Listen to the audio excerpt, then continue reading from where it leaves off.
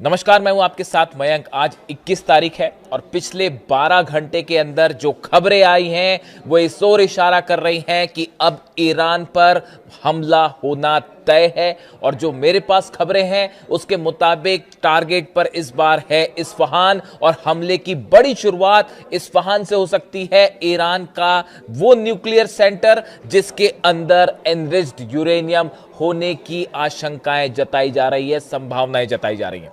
देखिए, 3 बैठक हुई। मैं आपको आज विस्तार से 2-3 मुद्दों पर बात करूंगा, लेकिन पहले 3 ऐसी बैठकें हुई हैं पिछले 12 घंटे के अंदर जिसपे ईरान पर हमले का प्लान तैयार हो चुका है। सबसे बड़ी बैठक हुई है ब्रेट कूपर और जनरल डैन केन के बीच। ब्रेट कूपर जो कि सेंटकॉम के चीफ है, जो हमले करती है यूनिट ईरान के ऊपर हमले करती है जो अमेरिकी सेना, सेंटकॉम जो है उसके चीफ, और दूसरे डैन केन जो chief of joint of staff है अमेरिका के। इन दोनों के बीच बैठक हुई है और हमले का प्लान लॉक कर दिया गया है कि कहां कहां हमले होने हैं। खार्ग आइलैंड पर, केशम आइलैंड पर कैसे हमले होंगे, इस्फहान पर कैसे हमले होंगे, क्या ग्राउंड ऑपरेशन होगा नहीं होगा, यह प्लान तैयार है। इसके अलावा दूसरी बड़ी बैठक होती है अमेरिका और इजराइल के अधिकारियों के बीच। इसमें नेतन्याहू भी शामिल थे और बड़ा प्लान तैयार हुआ कि इजराइल कैसे हमले करेगा, अमेरिका कहां से हमले करेगा, इसको लेकर प्लान तैयार हुआ। उसके बाद तीसरी बैठक होती है नेतन्याहू की अपने आर्मी के ऑफिसर्स के साथ, जिसमें यह प्लान तैयार किया गया है कि अमेरिका किस तरह से स्ट्राइक करेगा। और अब यह तय है, जो खुफिया एजेंसी जिस ओर इशारा कर रही हैं कि ईरान पर हमला अब तय हो चुका है। लेकिन इस बीच 2 बड़ी खबरें। देखिए, आखिर इतना वक्त क्यों लगाया अमेरिका ने ईरान पर हमला करने को लेकर, एक बहुत बड़ा खुलासा हुआ है। जब ये जंग हुई, करीब 40 दिनों तक ये जंग चली सीज फायर के पहले, उस दौरान लगातार इस तरह की खबरें आई कि ईरान ने जो है वो अमेरिका के कई जेट्स गिरा दिए हैं। खबरें आ रही थी कि अमेरिका के 10 जेट गिरे हैं, फिर उसके बाद खबरें आई कि अमेरिका के 13-14 जेट्स गिर गए हैं। अमेरिका के अखबार, यूरोप के अखबार, हिंदुस्तान का मीडिया इस तरह के दावे कर रहा था कि 10 से 12 अमेरिका के जेट गिरे हैं।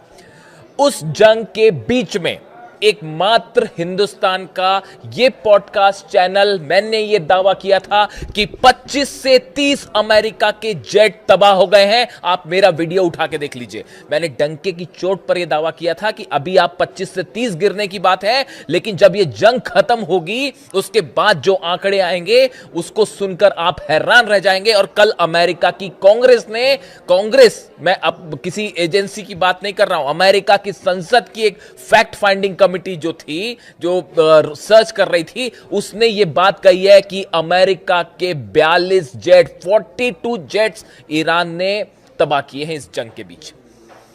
ये दावा अमेरिका की संसद की वो कमेटी जो है वो कर रही है। रिसर्च सर्विस रिपोर्ट जो है उसमें आई है। देखिए खबर क्या है, देखिए, US congressional research service report acknowledged that 42 American aircrafts were destroyed और damaged during the war on Iran.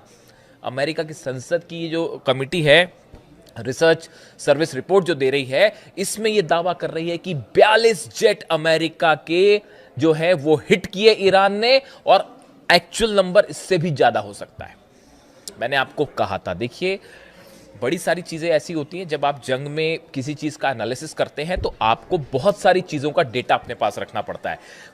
Radars पर कितने प्लेन फ्लाई किए हैं, कौन से सेंटर से फाइटर जेट टेक ऑफ कर रहे हैं, F-16 कहां से टेक ऑफ कर रहा है, F-35 कहां से टेक ऑफ कर रहा है, किस जगह पर ईरान के अटैक्स ज्यादा हैं, कौन से बेसिस पर जो है अटैक, ये सब एनालिसिस करने के बाद इस तरह के जो दावे हैं मैंने रखे थे अपने पॉडकास्ट में कि 25 से 30 जेट ऑलरेडी हिट हो चुके हैं अमेरिका की, और ये संख्या बढ़ सकती है। और ये इस बात की मुहर है, अमेरिका खुद इस बात को मोहर लगा रहा है। बड़े सारे लोगों ने सवाल उठाए मुझ पर कि आप जो बात कह रहे हैं ये आप एग्जेजरेशन कर रहे हैं, बड़ा चढ़ा के आप बता रहे हैं, अमेरिका इतना पावरफुल देश है और ईरान कैसे उसे हरा सकता है, इतना नुकसान कैसे पहुंचा सकता है, आरजीसी के दावे गलत है, इस तरह के तमाम आरोप मेरे पर लगे। लेकिन आज अमेरिका की संसद की ये कमिटी कह रही है कि 42 जेट हिट हुए।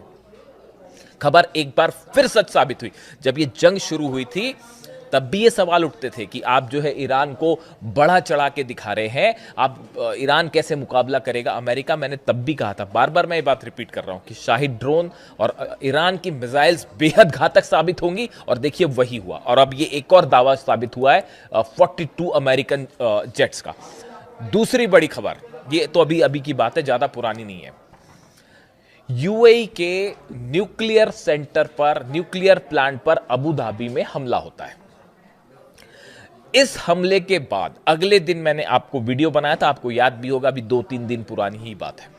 मैंने वीडियो बनाया था, मैंने आपको यह कहा था कि यह हमला किसकी तरफ से हुआ है यह साफ नहीं है, यह फॉल्स फ्लैग ऑपरेशन हो सकता है। जो रडार्स बता रहे थे, जो चाइना से खबरें थी, सोर्सेस से बड़ी सारी चीजें होती है जो आपको एनालाइज करनी होती है। जो रशिया और चाइना के सैटेलाइट्स जो बात बता रहे थे, वो ये कह रहे थे कि सऊदी अरब का एयर स्पेस ट्रैवल करके ये ड्रोन्स आए थे जिन्होंने अबू धाबी में न्यूक्लियर प्लांट पर हमला किया। और अब ये बात निकल के सामने आ रही है, इस तरह के दावे ईरान कर रहा है कि ये हमले इजराइल ने करवाए थे। इजराइल ने यूएई में अबू धाबी में न्यूक्लियर प्लांट पर हमला नेतन्याहू के कहने पर करवाया गया। इजराइल ने ड्रोन भेज के हमले करवाए गए। इराक में 2 सीक्रेट बेसेस हैं इजराइल के, इस तरह की खबरें हैं। और वहां से ये जेट्स ने ये ड्रोन्स ने टेक ऑफ किया था। जो 3 ड्रोन आए थे, 2 को यूएई ने मार गिराया, तीसरा अबू धाबी में उस जनरेटर पर गिर गया जो न्यूक्लियर प्लांट का था। और मकसद यह था कि ईरान और यूएई के बीच हालात खराब हो जाएं। यह कोशिश थी इजराइल की। इस तरह की बात ईरान ने अपने नई रिपोर्ट में कही है, जो कि सैटेलाइट से इमेजेस आई हैं उसके आधार पर। देखिए, मैंने वीडियो बनाया था आपको, मैंने यही सवाल उठाए थे कि आखिर ड्रोन आया। ये बहुत आसान होता है कि कहीं पे भी किसी भी अरब देश पर हमला हुआ, उसके बाद आपने दावे कर दिए। भाई, ईरान ने कोई क्लेम नहीं किया, आईआरजीसी की तरह आपको पैटर्न भी समझना पड़ेगा। ईरान की तरफ से जब भी जो भी हमले हुए, ईरान की सेना उसको क्लेम करती है कि हां, हमने अमेरिकी शिप पर हमला किया, हां, हमने जो है अमेरिकी एयरप्लेन को गिरा दिया। इस तरह के दावे ईरान की सेना अपनी तरफ से करती है। लेकिन यूएई पर जब हमला होता है, न्यूक्लियर सेंटर पर जब हमला हुआ, न्यूक्लियर प्लांट के बीच, एक तो अचानक से बीच में हमला हो गया, कुछ इस तरह की कोई घटनाक्रम तो था नहीं, लेकिन वो हमला हो जाता है। उसके बाद आईआरजीसी की तरफ से कोई बयान नहीं आया, यहां तक कि यूएई ने भी कुछ नहीं कहा कि ये ईरान ने हमला किया या नहीं किया। इस तरह की खबरें आ रही थी कि हूती ने करा दिया होगा हमला, इस तरह की खबरें चल रही थी। लेकिन देखिए, कोई भी चीज छुपती नहीं है। सैटेलाइट्स जो है चाइना के भी, रशिया के भी, वो एक एक चप्पे चप्पे पे मिडिल ईस्ट पे है, और हर चीज जो निकल के सामने आ जाती है। और अब जो बताया जाता है कि इसको समझने के बाद जो चीजें निकल के आई कि ये हमला इजराइल की तरफ से करवाया गया था, ऐसा दावा ईरान कर रहा है। देखिए, इंटरेस्टिंग बात देखिए। और यूएई में न्यूक्लियर सेंटर पर जब हमला हुआ, उसके बाद जब यह स्थिति बनी कि डोनाल्ड ट्रंप का बयान आता है, क्या बयान आया कि भाई मैं हमला करने जा रहा था, हम तैयार थे हमला करने के लिए, लेकिन सऊदी ने कहा, कतर ने कहा और यूएई ने कहा, इसलिए मैंने हमला टाल दिया। अब आप खुद सोचिए, अगर यूएई के न्यूक्लियर पावर प्लांट पर ईरान ने हमला करवाया होता, तो यूएई अमेरिका को हमला करने कहता या रोकने कहता? लेकिन यूएई की तरफ से बताया जाता है कि हमला रोकने के लिए कहा गया अमेरिका को। वजह यह थी कि यूएई के पास भी यह सबूत थे कि यह हमला ईरान ने नहीं किया और यह फॉल्स फ्लैग ऑपरेशन था।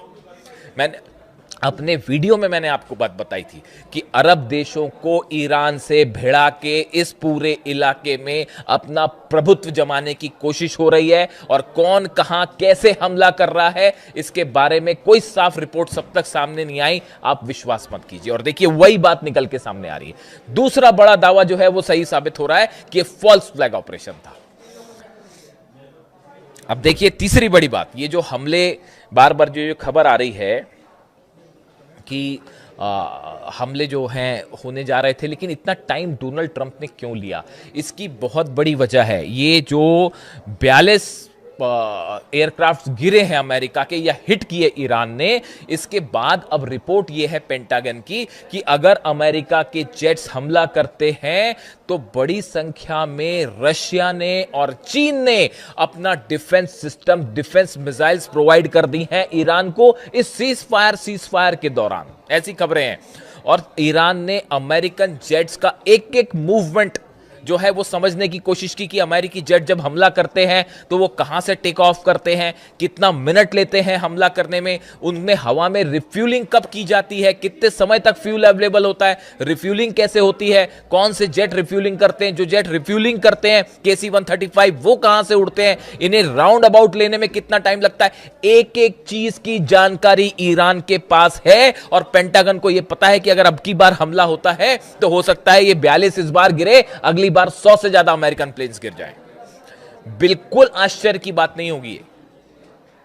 एक एक चीज की ईरान ने एनालिसिस करके बैठा है। ईरान की अगर हमला होता है तो कैसे अमेरिकन जेट्स गिराए जाएं, और इसकी हरी झंडी जानते हैं आप कहां से आई है? बीजिंग से आई है। देश के दो शक्तिशाली नेताओं की बैठक होती है, पुतिन और जिनपिंग की। उसमें विस्तार से बात हुई है कि कैसे अगर अमेरिका ने हमले किया है तो अगर हमला करता है अमेरिका तो कैसे इस बार डोनाल्ड ट्रंप की एयरफोर्स को तबाह करना है। इसका प्लान बीजिंग में तैयार हो चुका है। देखिए, मेरे पास कोई सोर्स नहीं है इस बात को प्रूफ करने का। मुस्तबा खामेनी की बताया यह जाता है कि पुतिन और जिनपिंग ने इस मीटिंग के बीच में मुस्तबा खामेनी को फोन लगाया गया और यह तय किया गया है कि आगे क्या करना है। संभवतः एक खबर बाहर आएगी तो उसके बारे में हम डिटेल में ऑथेंटिक जैसी ये खबर सामने आ जाएगी तो बात करेंगे। मैं रिपीट करता हूं आपको, पुतिन और जिनपिंग की मुलाकात के बीच ऐसी खबरें हैं कुछ खुफिया सोर्सेस से, मुस्तबा खामेनी को ईरान फोन लगाया गया, सुप्रीम लीडर को, और उनको बताया गया कि अगर हमला होता है तो क्या किया जा सकता है। कल मुस्तबा खामेनी का बयान आया है कि या तो हम शहीद होंगे या हम जीतेंगे, हम सरेंडर नहीं करेंगे। और ये पुतिन और जिनपिंग के बयानों के बाद आया है। आप जिनपिंग और पुतिन के बयान देखिए कि वो क्या कह रहे हैं। पुतिन का बयान ये आ रहा है, उन्होंने इस बात को साफ कर दिया है।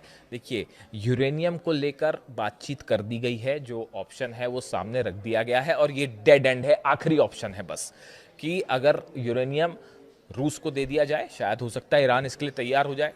लेकिन सवाल यह है कि क्या ट्रंप तैयार होंगे? न्यूक्लियर मुद्दे को लेकर ईरान और अमेरिका के बीच किसी तरह की कोई बातचीत अभी आगे बढ़ती नहीं दिख रही। इसलिए अगर आपको इस तरह की खबरें मिल रही हैं कि कहीं कोई डील की संभावना है, कोई डील हो जाएगी, वो डील नहीं होने वाली। ये जो तीन देश कोशिश कर रहे हैं, पूरा अरब कोशिश कर रहा है, क्योंकि ये बात अब सबको समझ आ चुकी है, खास तौर पर सऊदी अरब को मोहम्मद बिन सलमान जो है क्राउन प्रिंस, उनको ये बात समझ आ चुकी है कि अगर ईरान पर हमला होता है उसका नतीजा होगा कि वो जो एक 2030 का अपना एक पावरफुल इकोनॉमिक प्लान लेके चल रहे हैं वो पूरी तरह से जलकर खाक हो जाएगा। और इस बार जंग बेहद भयानक होने वाली है। अब्बास अरागची साहब का बयान देखिए, उन्होंने ये क्या कहा। Months after initiation of war on Iran, US Congress acknowledges loss of dozens of aircraft worth billions. Our powerful armed forces are confirmed as first to strike down a touted F-35. Abbas Araghchi साहब ने कहा कि भैया हमारी जो सेना है उसने पहली बार जो F-35 जिसके बड़े गुणगान गाए जाते थे, हमने पहला F-35 डाउन किया है और ये ईरान की सेना ने कर दिखाया। इसके साथ ही उन्होंने कहा, with lessons learned and acknowledge we gained return to war with features में मोर सरप्राइजेस। उन्होंने कहा कि आने वाले समय में हम और बड़े सरप्राइजेस दे सकते हैं। ये इशारा है एक बार अब्बास अरागची साहब विदेश मंत्री का ये कहना। बार बार देखिए ईरान की तरफ से बात कही जा रही है कि अगर अमेरिका ने हमला किया तो बड़ा सरप्राइज दिया जाएगा। ये बड़ा सरप्राइज क्या हो सकता है? क्या ये बड़ा सरप्राइज, ये जो 42 जेट गिरे, क्या इसी अंदाज में डिफेंस सिस्टम के जरिए जवाब दिया जाएगा? क्या बाबल मंदेब बंद कर दिया जाएगा, या फिर उस मिसाइल्स का इस्तेमाल किया जाएगा जिनकी रेंज पिछली मार के मुताबिक और ज्यादा है? और क्या नए ठिकाने निशाने पर होंगे? अरब तो पूरा जलेगा ही जलेगा, इसमें तो कोई शक ही नहीं है। तो ये इस ओर इशारा कर रहा है कि अगर जंग है, तो अगर जंग होती है, अमेरिका हमला करता है, तो इस बार शायद पिछली बार के मुकाबले और घातक जंग देखने को मिले। इसमें कोई शक नहीं है कि कम से कम मिडिल ईस्ट में अब वर्ल्ड ऑर्डर बदल चुका है। यहां पे पुतिन, जिनपिंग और ईरान की परमिशन के बिना अब किसी तरह का कोई फैसला नहीं दिया जा सकता। हॉर्मुज में दोनों के जहाज आमने सामने खड़े हुए हैं।